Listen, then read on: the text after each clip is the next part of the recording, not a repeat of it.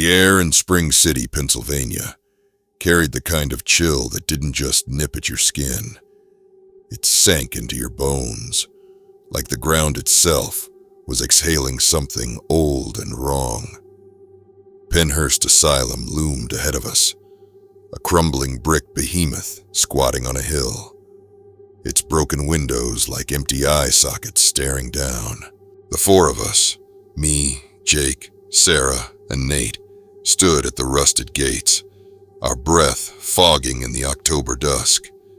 We were the Ghost Chasers, a name Jake picked, half as a joke, half as a brand for our YouTube channel.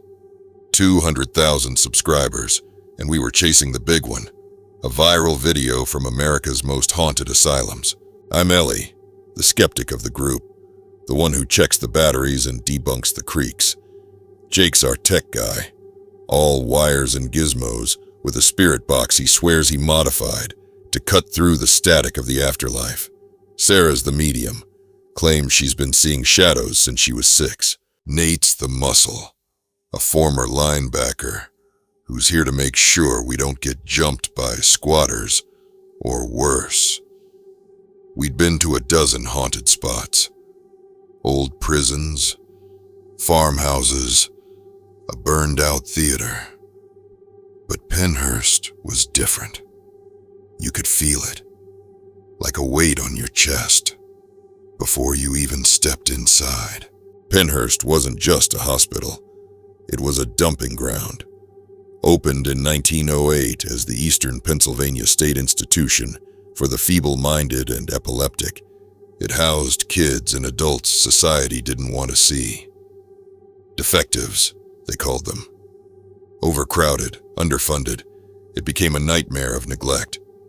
Patients left in cribs for years, teeth rotting, bodies twisted from restraint. The rumors of abuse were worse. Experiments, beatings, kids locked in basements until they forgot their own names. By the time it shut down in 1987, after lawsuits and exposés, the place was a scar on the world. Locals said the screams never stopped, even after the last patient left. We pushed through the gate, Jake's flashlight cutting a pale beam through the dark. The main building was a maze of peeling paint and shattered tiles, the air thick with mildew and something sharper, like old blood. Sarah clutched her pendant, muttering about heavy energy. I rolled my eyes but kept quiet.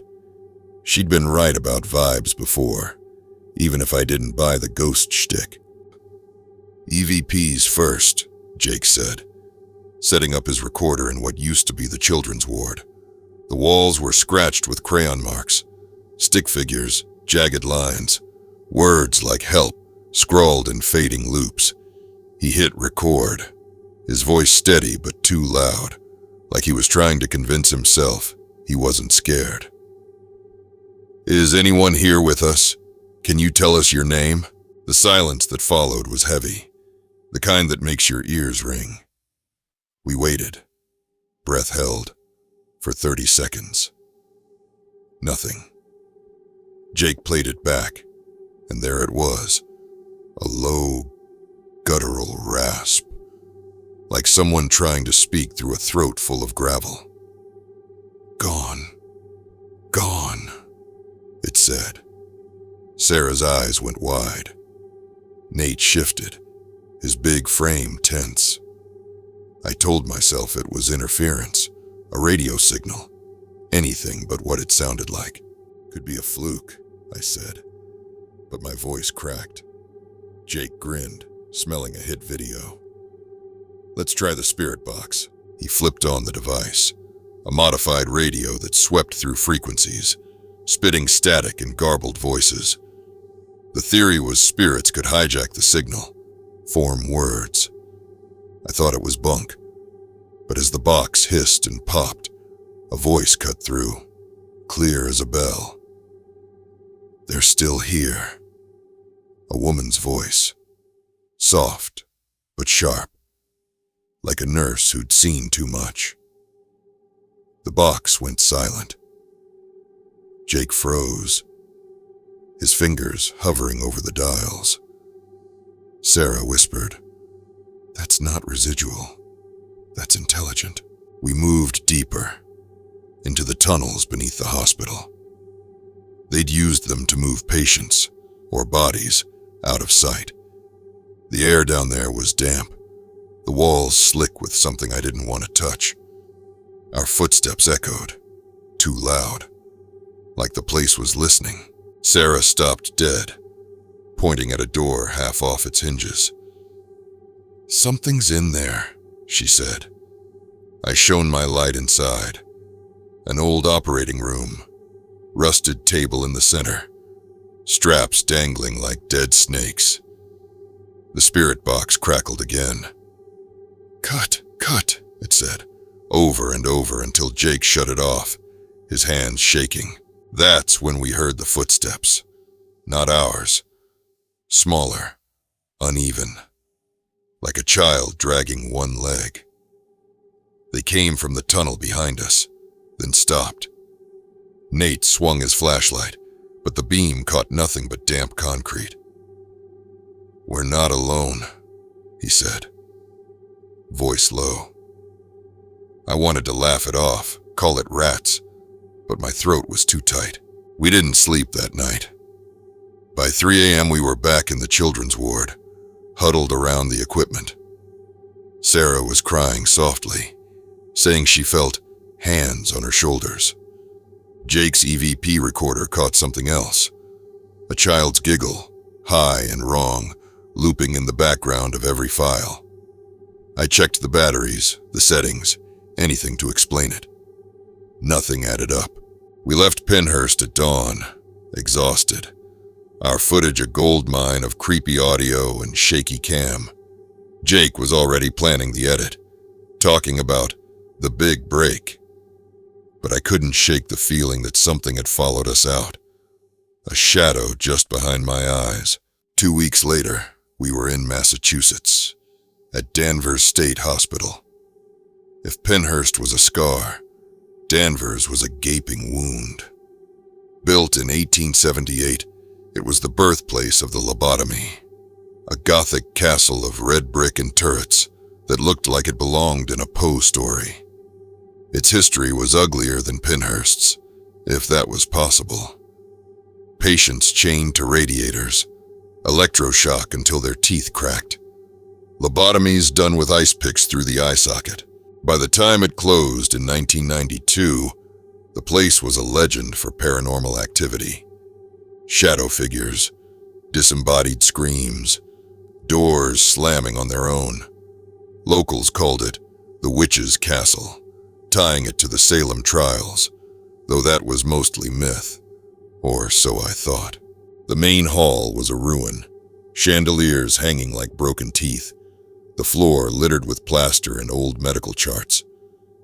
We set up in the lobotomy ward, where the air felt thick, like breathing through wet cloth. Jake started the spirit box, and it exploded with voices, snatches of words, pleas, a man shouting, "Stop it! Stop it!" Sarah was shaking, saying she saw a figure in a white coat at the end of the hall. I saw nothing, but my skin crawled, like ants under my clothes. The EVPs were worse this time. One voice, a woman's, kept saying, "You shouldn't be here." Another, deeper, just repeated our names. Ellie, Jake, Sarah, Nate, like it was reading a list. We tried to laugh it off, but Nate was sweating, his knuckles white around his flashlight. At midnight, the temperature dropped 10 degrees in seconds. My breath fogged, though the room was still. Sarah screamed, pointing at the wall. Scratched into the plaster, fresh and deep, were the words, "Get out." We didn't need to be told twice. We grabbed our gear and ran, the spirit box still spitting static as we stumbled into the night. In the car, Jake played back the last EVP. Over the hiss of the recorder, a child's voice whispered, "They followed you from Pennhurst." Back home, the footage went viral. 3 million views in a week, comments screaming about the voices, the scratches, the cold spots. Jake was thrilled, planning our next trip. Sarah quit, said she couldn't sleep without feeling hands on her throat. Nate stopped talking altogether. Just stared out windows like he was waiting for something. Me? I can't explain the dreams. Every night, I'm back in Pennhurst's tunnels or Danvers' lobotomy ward, and there's a shadow just out of sight, whispering my name. The worst part? My recorder, the one I keep by my bed, picked up something last night.